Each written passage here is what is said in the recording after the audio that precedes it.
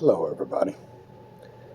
I sat down here and my phone was there, so I just figured I'd do a video.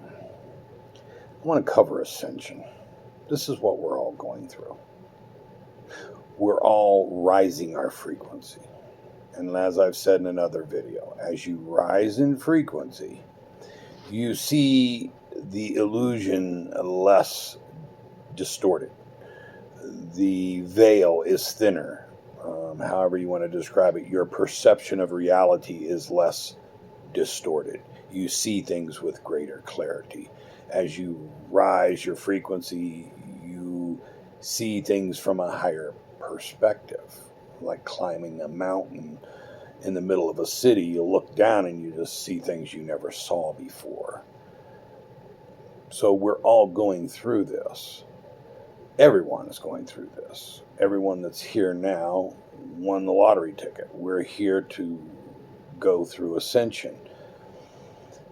So these CMEs, these coronal mass ejections, the sunspots, all the stuff that's going on from the sun, well, that's a CME. It's a coronal mass ejection, photonic light, gamma radiation. Well, gamma radiation alters DNA. Even on the daggone TV, they tell you that.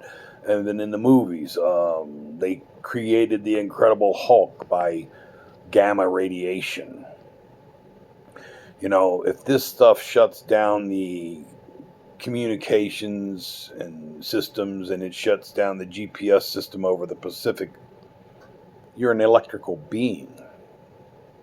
What's it doing to you? This is changing all of us. This is why the world is in such a disruption right now. All the old has to come out. Everybody's going to show their true colors. The veil is being lifted. For some, you know, it's a little longer trip. You know, some of us are down the road, and there's people way further down the road than me. We're all on this journey called life.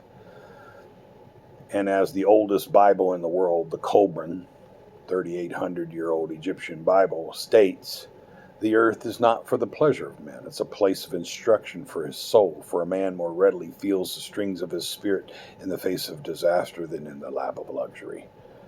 It's all of us. This is school, earth school. You know, we're moving above and beyond duality. I wear my hats.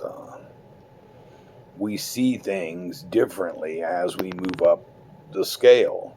And when you get to a certain part of the scale, then good and evil's gone. There is no such thing as good and evil. It's your perception. And if you're looking at it from a low frequency, you're in the temperature at 78 degrees and it's evil. But when you step back far enough, it's just temperature. You know, you get in the middle there, you'll just see it a little bit to the warm side on the scale. But when you stand back, it's all temperature. There's no difference between 30 degrees below zero and 30 degrees above zero. It's just different degrees of the same thing. Frequency's the same way.